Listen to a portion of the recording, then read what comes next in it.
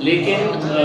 लोकसभा के अंदर कोई कार्रवाई नहीं चल रही है, ये भी आप अच्छी तरह से जानते हैं। उसकी वजह क्या है कि विपक्ष जो है वो जाकर हंगामा करता है और सरकार जो है वो हाउस दिन भर के लिए एडजर्न कर देती है। अब हमारी ये सोच बन गई है और हम ये बात मानते हैं कि लोकसभा का अधिवेशन जो है वो जब ऑर्गेनाइज किया जाता है तो तकरीबन 200 करोड़ रुपए लगते हैं एक लोकसभा का अधिवेशन ऑर्गेनाइज करने के लिए। उसमें 200 करोड़ रुपए से ज़्यादा कभी होता है उसमें। ये 200 करोड़ रुपए में से हमने कितना क्या हासिल किए हैं कि आप अच्छी तरह से जानते हैं कि हम रोज़ जाते हैं इस उम्मीद से कि हम सरकार से सवाल उठाएंगे, लेकिन अब हमारी ये समझ हो चुकी है कि कहीं मेन जो विपक्षी दल है जिसके अंदर कांग्रेस पार्टी है, जिसमें राष्ट्रवादी कांग्रेस है, जिसमें टीएमसी है, जिसमें समाजवादी पार्टी है, ये सभी लोगों ने कहीं गवर्नमेंट के साथ एक अंडरस्टैंडिंग तो नहीं कर ली, इनका साठगांठ तो नहीं हो गया है कि हम अंदर आएंगे चिल्लाएंगे और तुम्हारा काम है कि तुम बंद कर देना करके। क्योंकि सबसे ज्यादा फायदा अगर किसी को हो रहा है कि लोकसभा नहीं चलने देने के लिए तो वो नरेंद्र मोदी साहब को और भारतीय जनता पार्टी को हो रहा है। वरना कोई बेवकूफी आदमी होगा कि लोकसभा के अंदर सरकार को ऐसे मुद्दे हैं कि उधेड़ के रख सकते हैं, जिसके अंदर पेगासस का मुद्दा, जिसके तहत सरकार जो है वो आपके फोन को सिर्फ टैप नहीं कर रही है बल्कि हैक कर रही है, और कोई कानून नहीं है हिंदुस्तान के अंदर कि आप फोन को हैक करें। टैपिंग अलाउड है कानूनन अगर देश की सुरक्षा का मुद्दा है। ये कोर्ट को आपको कन्विंस करना पड़ता है कि ये बंदा फला बंदा जो है ये देश के लिए घातक है, ये देश के खिलाफ काम कर रहा है और इसका फोन टैप करना जरूरी है, तब है तो इजाजत मिलती है। लेकिन सरकार ने कई हजार लोगों के, जिसके अंदर आप लोग भी शामिल है और हम भी शामिल है, यानी कि पत्रकार भी शामिल है और जो राजनीति के अंदर उनके विरोधी है, उनके फोन को भी हैक किया जा रहा है। तो ये एक ऐसा मुद्दा है जिसके ऊपर सरकार का, इजराइल की जो कंपनी है उसने साफ कहा है कि हमने अपने जो हमारे करीब के जो देश है उनकी सरकारों को हमने बेचे हैं, यानी इजराइल के करीब का देश, उसने खुद ने, बेचने वाले ने कहा कि मैंने मेरा माल जो है वो हिंदुस्तानी सरकार को बेचा है करके। अब हम है तो मोदी साहब से ये पूछना चाह रहे हैं कि मोदी साहब आइए पार्लियामेंट के अंदर, लोकसभा के अंदर आपका दायित्व है कि हम 550 एमपीज आते हैं वहां पर, आप आके है तो 2 मिनट के लिए बोल दीजिएगा कि आपने खरीदे नहीं खरीदे हैं करके, अगर खरीदे हैं तो किन किन लोगों के ऊपर इस्तेमाल किए हैं करके। तो ना वो आ रहे हैं, ना वो हमारा सामना कर रहे हैं, ना मुकाबला कर रहे हैं, ना हमारे सवालों का जवाब दे रहे हैं। सिर्फ मन की बात के लिए है जो टीवी रेडियो के सामने चले जाते हैं, मन की बात बहुत सुन चुके हैं, अब हमारी जो बात है उसका जवाब दीजिएगा करके। ये एक मुद्दा हो गया है। दूसरा ये है कि पेट्रोल और डीजल की कीमतें कहाँ चली गई है। हम जो नारा सुनते थे कि मोदी है तो मुमकिन है, अब तो ऐसा लग रहा है कि मतलब बिल्कुल अगर 150 पे भी चले गया तो भक्त जो है वो खुश रहेंगे कि नहीं 150 के अंदर हुआ तो क्या हुआ है करके, उसमें हम मर रहे थोड़ी है। इसमें पेट्रोल डीजल का एक मुद्दा है, महंगाई का मुद्दा है, कोरोना के अंदर जो सरकार का फेलियर है जिसकी वजह से आज भी मेरे हिसाब से औरंगाबाद के अंदर हम 80% भी आबादी को हमारी हम वैक्सीन नहीं दे सके हैं, जबकि 80 मुल्कों के अंदर हमने हमारी जो मेड इन इंडिया वैक्सीन है हमने प्रोवाइड कर दिए हैं, सिर्फ आपको अपने अहंकार बचाए रखने के लिए कि देखो मैंने बनाया ये वैक्सीन करके। अरे मेरे देश का नागरिक को पहले दीजिएगा, वो लाइन में खड़ा है, वो वैक्सीन लेने के लिए तड़प रहा है और आप तो कहते हैं कि सब चीज बराबर है करके। जिस उत्तर प्रदेश के अंदर लाशों को हमने तैरते हुए देखा है, कोई विदेश की एक सरकार कहती है कि पूरे देश के अंदर सबसे अच्छा काम हुआ है तो योगी सरकार ने किया है करके। मतलब ये कैसा लोगों को। फिर दूसरा ये है कि बेरोजगारी का मुद्दा है, कंपनीज बंद हो रही है, इकोनॉमी बंद हो रही है। आज भी अगर देखा जाए तो कोरोना औरंगाबाद में घूम रहा है, संडे के दिन है करके, संडे के दिन निकलता है वो। बाकी मैं दिल्ली के अंदर रहता हूँ, दिल्ली के अंदर मॉल चालू है, दिल्ली के अंदर होटल चालू है, दिल्ली के अंदर पूरे कार्यक्रम चालू है, इलेक्शन के कार्यक्रम हम लेके आ रहे हैं वहां पर दिल्ली के अंदर। तो दिल्ली में वायरस नहीं जा रहा, औरंगाबाद में अभी भी है। और औरंगाबाद में इसलिए है कि औरंगाबाद की जो जनता है वो मरी हुई जनता है, वो मुर्दा कहते हैं नहीं क्या कि हम जिंदा है सिर्फ शरीर से, हमारा अंदर का जमीर लड़ने की ताकत पूरी खत्म हो चुकी है, हम सवाल करने की हिम्मत नहीं रखते। सरकार ने कहा 4 बजे बंद करो तो बंद कर दे, इतनी कमजोर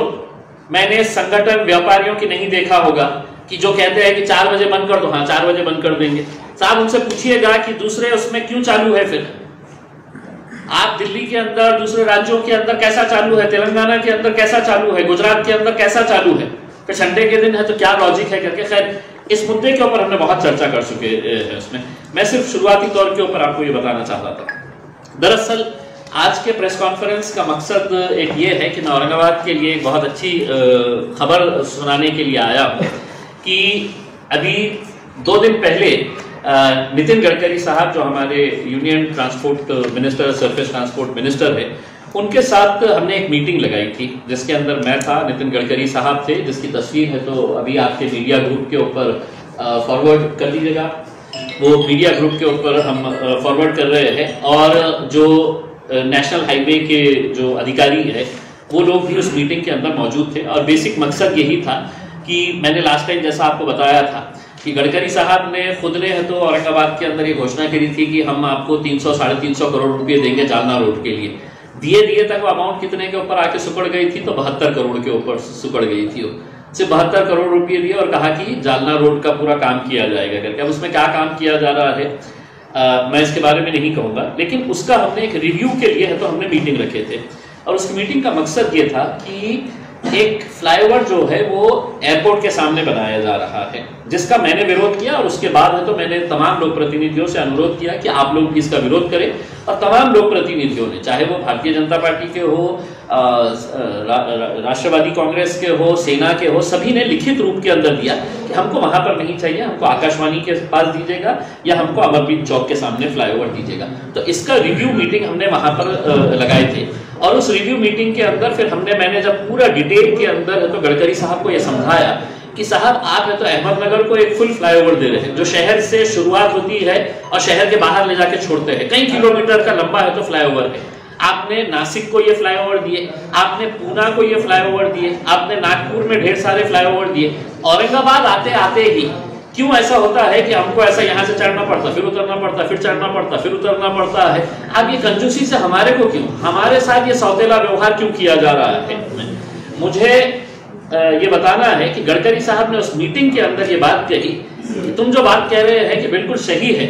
लेकिन तुम्हारे जो औरंगाबाद के जितने भी लोक प्रतिनिधि थे या है, इन्होंने कभी है तो विजन को सामने रखकर है तो काम नहीं किया। ये गडकरी साहब के शब्द है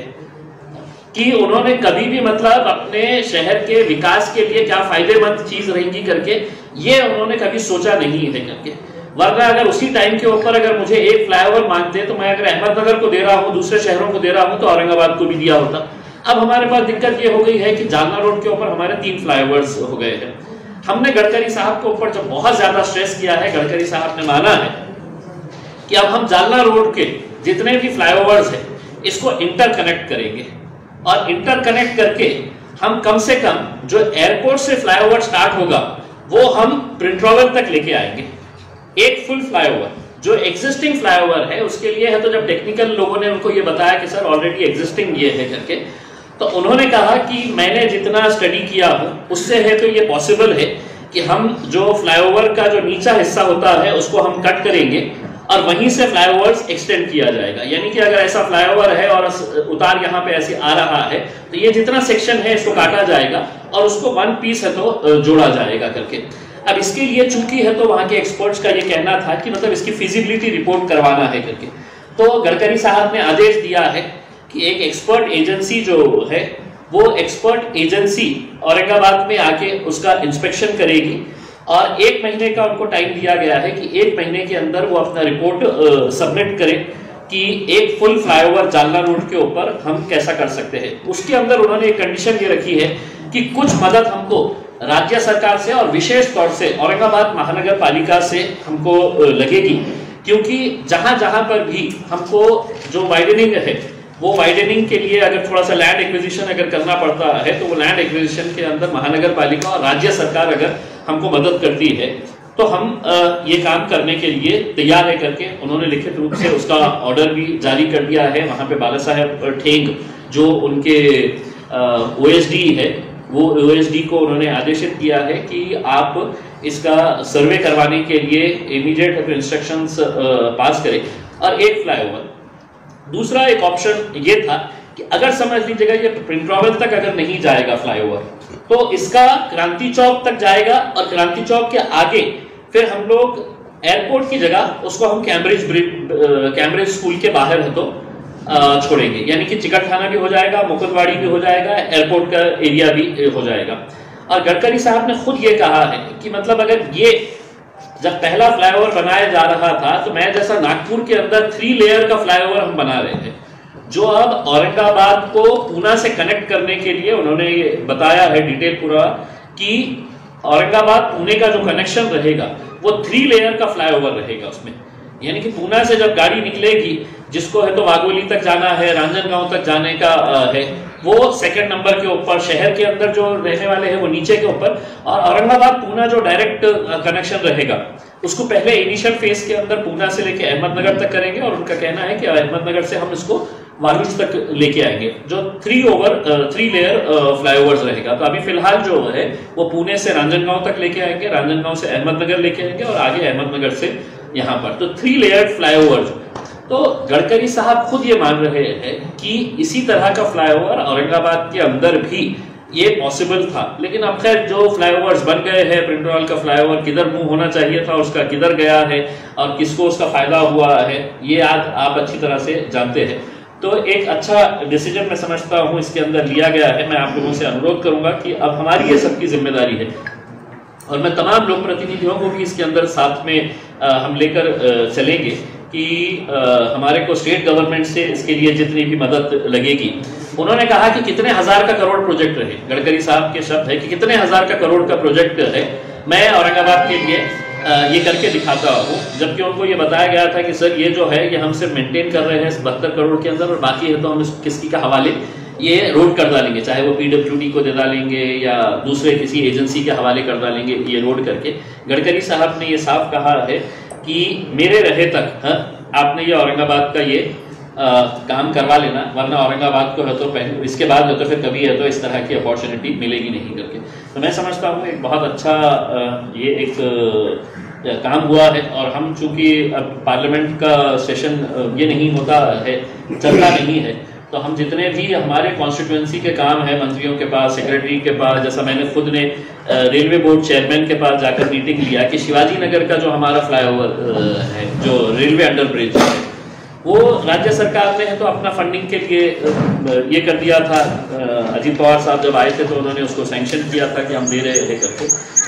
लेकिन चूंकि एक फिक्स अमाउंट के बाद उसको अप्रूवल लगता है रेलवे बोर्ड का, तो रेलवे बोर्ड के चेयरमैन के साथ उनके साथ मीटिंग लेने के बाद उन्होंने ये आश्वासन दिया है कि मतलब हमारी फाइल हमारी तरफ से ओके होके फाइनेंस डिपार्टमेंट के अंदर गई है।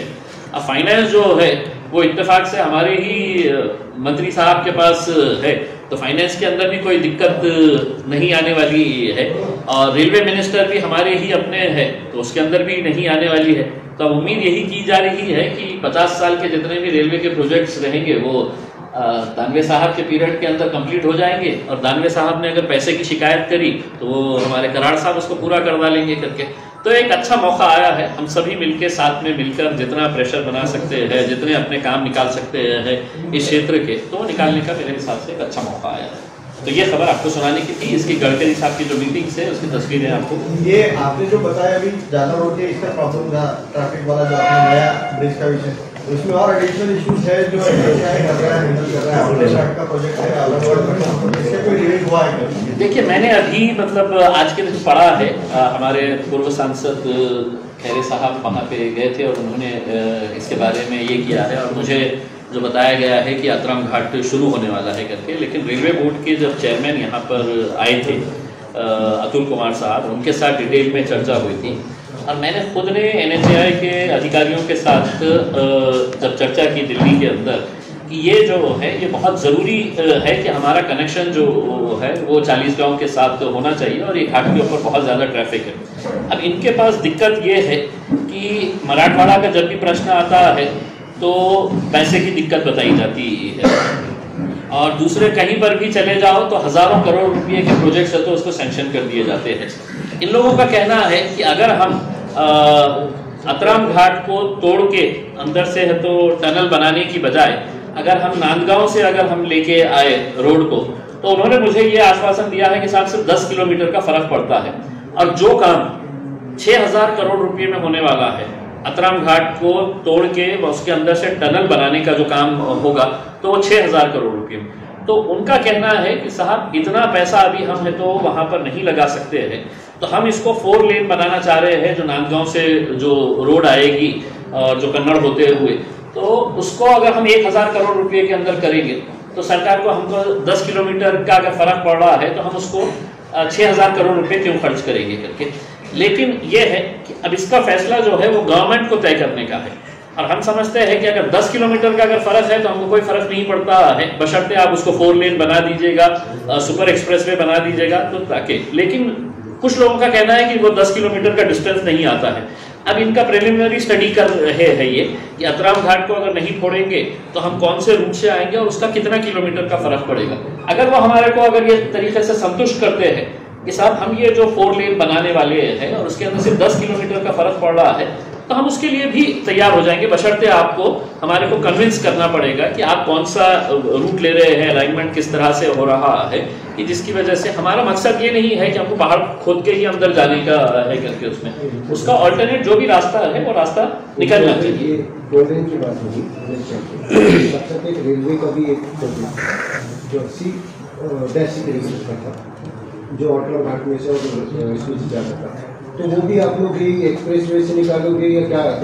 देखिए, अतराम घाट के ताल्लुक से हमारा जो इनिशियल बहस चल रही थी वो यही थी कि जब हम अतराम घाट फोड़ेंगे तो उसके अंदर औरंगाबाद 40 गांव की जो लाइन है, जो 82 किलोमीटर की जो लाइन है, वो लाइन भी है तो हम उसी घाट से है तो उसी के अंदर से है तो हम एक लाइन है तो खींचा जा सकता है करके उसमें। अब इसकी प्रैक्टिकल फिजिबिलिटी ये रहेगी कि अगर रेलवे अगर यूज कर रहा है तो वो रेलवे और NHAI ये दोनों का कोऑर्डिनेशन होना, ऐसा नहीं रहेगा कि NHAI बोलेगा इसका पैसा हमने डाले है करके हम तुम्हारे को नहीं, तो वो कॉस्ट शेयरिंग जो है वो होना जरूरी है। इसके लिए हमने दानवे साहब को लिखित रूप के अंदर, जितने भी मराठवाड़ा के हमारे सांसद हैं इन लोगों ने लिखित रूप के अंदर, जिसके अंदर मैंने भी दानवे साहब को लिखित रूप के अंदर ये दिया है कि आप एक मीटिंग जितने भी मराठवाड़ा के सांसद हैं इनकी, साथ ही साथ जो हमारे DRM है, जनरल मैनेजर है रेलवे के, और रेलवे बोर्ड के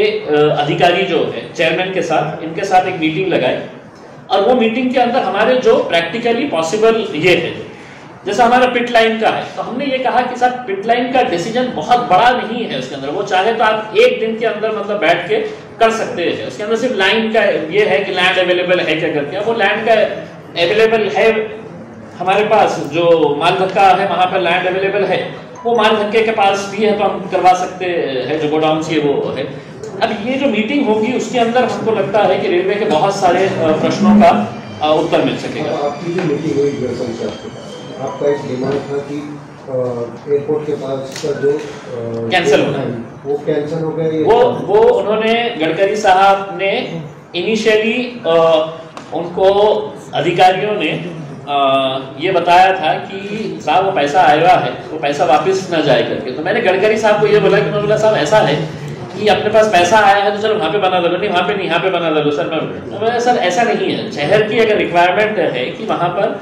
अगर आज हमने वो फ्लाईओवर अगर बनने दिए तो हमको एक पीस फ्लाईओवर नहीं मिलेगा। अब अगर समझ लीजिएगा हमको फर्स्ट फेज के अंदर हम प्रेसिडेंट पार्क का जो फ्लाईओवर है, जो API कॉर्नर के ऊपर, और जो गडकरी साहब की प्लानिंग जैसी है कि जहां पर API कॉर्नर के ऊपर वो उतर रहा है, अगर उसका उतना हिस्सा अगर काट के, जो गडकरी साहब ने ही हमको एक्सप्लेन किए हैं कि उसी को हम है तो कंटिन्यू अगर करते हैं तो हम उसको है तो आज कैम्ब्रिज के पास तक लेके जा सकते हैं। वरना होगा ये कि ऑलरेडी हमारे पास 3 फ्लाईओवर्स हैं, अब चौथा फ्लाईओवर आएगा, यानी कि जालना रोड के ऊपर आप हिप हॉप करते हुए जाने वाले, ऊपर जाएंगे नीचे आएंगे, ऊपर जाएंगे नीचे आएंगे, तो वो ना करते हुए उसको हमें तो 1 पीस से तो ले जा सकते। डिसीजन क्या है? वो फ्लाईओवर कैंसिल करने का आदेश है तो गडकरी साहब ने दे दिए हैं। वहाँ पर अभी भी काम चालू था, वो रिंग्स निकालना चालू। देखिए साइड ड्रेन्स का काम चल रहा है जी। जालना रोड का अगर आप काम देखेंगे 72 करोड़ का, जरा मंगाइए, हिसाब मंगाइएगा कि 72 करोड़ के अंदर क्या काम हो रहा है करके। भाई हमारी प्राथमिकता क्या कि प्रिंट रॉयल से लेके नगर नाके तक का रोड कितना खराब है, वो रोड बनना चाहिए था, तो वो रोड क्यों नहीं बन रहा है? बोले नहीं हम सिर्फ साइड में है तो ड्रेन्स बना रहे हैं करके। अब ठीक है 72 करोड़ रुपए के काम के अंदर क्या है क्या नहीं है करके उसकी ऑडिट है तो बाद में है तो किसी पत्रकार पे है तो कंप्लेन करके प्रपोज प्लान है वो कैंसिल हो चुका है, अभी स्टे किया उसको। किसको नहीं कैंसिल किया? कैंसिल हाँ, एयरपोर्ट के सामने का फ्लाईओवर कैंसिल। फिर वो आकाशवाणी में होने वाला है। हाँ, आकाशवाणी के ताल्लुक से गडकरी साहब को ये बताया गया था कि वहां पे थोड़ा सा दिक्कतें आ रही है, थोड़ा लैंड एक्विजिशन हमको करना पड़ेगा। 30 मीटर का उनका अवेलेबल ये है और उनको 40 मीटर चाहिए, तो ये साइड से 5 मीटर चाहिए, ये साइड से उनको एडिशनल 5 मीटर चाहिए करके। लेकिन गडकरी साहब चूंकि मतलब इतने एक्सपर्ट है अब इसमें, तो उन्होंने कहा कि ये एग्जिस्टिंग के अंदर ही एक जो पिलर का जो फ्लाईओवर होता है कि जो बीच में फ्लाईओवर पिलर आता है वन सिंगल पिलर का, वो पिलर के ऊपर करो। बोले नीचे से है तो आपको है तो लैंड एक्विजिशन की जरूरत ही नहीं है, नीचे से है तो आपके सर्विस रोड्स अच्छी तरीके से जा सकते हैं करके उसमें। लेकिन ये था कि देखिए मुझे भी मतलब मुझे बहुत ये था कि साहब बनने दीजिए, पैसा आया हुआ है, क्यों वापस भिजा रहे हैं करके। मैं बोला साहब मैं आज के लिए नहीं सोच रहा हूँ, आज का लॉन्ग टर्म के अंदर अगर हम सोचेंगे तो बैंगलोर के इंडस्ट्रियल एरिया के अंदर पहुंचने के लिए 1.5 से 2 घंटे लगते हैं। किसी भी आप इंडस्ट्रियलिस्ट से पूछ लीजिएगा, बैंगलोर से इंडस्ट्री शिफ्ट हो रही है सिर्फ इसीलिए कि इंडस्ट्रियल एरिया में पहुंचने के लिए हमको 1.5 से 2 घंटा। पूना के एयरपोर्ट से निकलने के बाद पुणे का जो इंडस्ट्रियल एरिया है वहां पर जाने के लिए वहां पर कम से कम है सो 1 से 1.5 घंटा लगता है। मेरी सिर्फ मंशा ये है कि अगर हमने ये वन पीस फ्लाईओवर कर देते हैं और जिसका एक अप्रोच रोड जो है वो एयरपोर्ट के पास से जो भी इंडस्ट्रियलिस्ट एयरपोर्ट से उतर रहा है नीचे, इंडस्ट्रियल डेवलपमेंट औरंगाबाद का पूरा अगर होना है तो वो शेंद्रा के अंदर होना है, क्योंकि फास्ट शहर इंडस्ट्रियल जोन हमने बनाए हैं, और ऑरिक सिटी के अंदर जिसके अंदर हमने वर्ल्ड क्लास फैसिलिटीज बनाए हुए हैं। तो हम यही तरीके से औरंगाबाद को मार्केट करेंगे कि आप एयरपोर्ट से निकलिए और आपको शेंद्रा पहुंचने के लिए 10 से 12 मिनट के अंदर आप वहां पे पहुंच जाते हैं डायरेक्ट फ्लाईओवर से। तो ये हम अपने औरंगाबाद के लिए मार्केट करते हुए, आपको ठेकेदार को मिल गया काम ऐसा बना दो ना, पैसा कहीं को जाने वापिस दे रहे हैं, अपने को मिलेगा क्या? मिलेगा, 100% मिलेगा। हमने जब बैठे तो गडकरी साहब ने पूरा हमको सुन के लिए और उन्होंने इमीडिएट इंस्ट्रक्शंस किए कि फ्लाईओवर इसका कैंसिल करो। तब उनके जो ओएसडी थे उन्होंने कहा कि सर हम उतना फ्लाईओवर अभी कैंसिल करते हैं और बाकी का जितना भी काम है वो काम हमको करें। मैं बोला बिल्कुल आप कर लीजिएगा, आपका ड्रेनेज का जो भी आपका इंश्योरेंस का जो है वो करवा दीजिएगा। ठीक है सर, एक महीने के अंदर आश्वासन समझ आएगा काय का तो वन पीस फ्लाईओवर जो है आज तक नहीं। देखिए उन्होंने क्या है कि मेरे सामने है तो उन्होंने इंस्ट्रक्शंस दिए हैं कि उसकी टेक्निकल फिजिबिलिटी हमको समझना चाहिए। अब मैं तो ये बोलूंगा कि साहब ठीक है आप फ्लाईओवर को जोड़ने का काम कर रहे हैं करके। उनका ये कहना है, गडकरी साहब जो खुद बताए हैं, जिसके अंदर मतलब काफी लंबा चौड़ा उसके ऊपर चर्चा हुई, कि उनका खुद का ये कहना था कि हमारा इतना जो लेवल का फ्लाईओवर है वो हम उसको डिस्टर्ब नहीं कर रहे हैं, जहां से हमारा स्लोप स्टार्ट होता है वहां से उसको ब्रेक करने का। आने वाले समय अपन ये कह सकते हैं वन पीस फ्लाईओवर आने वाले कुछ सालों में औरंगाबाद में हो जाएगा। अब मेरे हिसाब से अगर महानगर पालिका थोड़ा सा हमको कॉपरेट करने के लिए अगर तैयार रही, महानगर पालिका का मतलब ये है कि स्टेट गवर्नमेंट, कि कहीं कहीं पे हमारे को फ्लाईओवर जब बनता है तो एक ही साइज का होता है। इसमें फ्लाईओवर के अंदर ऐसा नहीं होता है कि एक जगह के ऊपर कम हो जाता है दूसरी जगह। अगर 30 मीटर्स का अगर फ्लाईओवर अगर बन रहा है तो थ्रू आउट हमको 30 मीटर्स अवेलेबल करना है इसमें, और अगर 40 मीटर्स का है तो कहां पे हमको लैंड एक्वायर करना पड़ेगा, वो उसके बारे में हमको सोचना पड़ेगा। अब हमको ये सोचिएगा कि सिर्फ ये एक विजन का मामला है। अगर अहमदनगर जैसे शहर के अंदर एक फुल फ्लाईओवर बन रहा है, आप लोग पता नहीं है कितने जाए, शहर में एंटर होते ही फ्लाईओवर का काम शुरू है और पूरा शहर के बाहर ले जाके वो छोड़ने वाला है। नासिक के अंदर है, हैदराबाद के अंदर है, नागपुर के अंदर 3 टायर बना रहे हैं, पूना के अंदर उन्होंने इतने सारे ये कर रहे हैं। अब हमारा अगर सही लोग प्रतिनिधि एक साथ मिलकर आए और ये जिद के ऊपर अड़े रहे कि साहब हमारे को ये करने का है, तो हम इसको बिल्कुल 100% कर सकते हैं। हम ये नहीं कहेंगे कि साहब उसको एक साथ है तो मिलके आप ये करें, आप उसको फेज वाइज भी अगर करते हैं जहां से कि ये साल में इतना काम कर दीजिएगा, दूसरे साल है तो थोड़ा सा इतना बढ़ा के ले लीजिएगा। लेकिन गडकरी साहब जितने पॉजिटिव नजर आए, और गडकरी साहब का एक स्टेटमेंट था, उनका एक भाषण का क्लिप भी मैंने निकाल के रखा हूँ, जहां पर उन्होंने ये वादा किए थे कि 300 करोड़ रुपए देंगे करके। तब उसमें से 72 करोड़ में तो हम तो क्लिप तो चलाएंगे लावा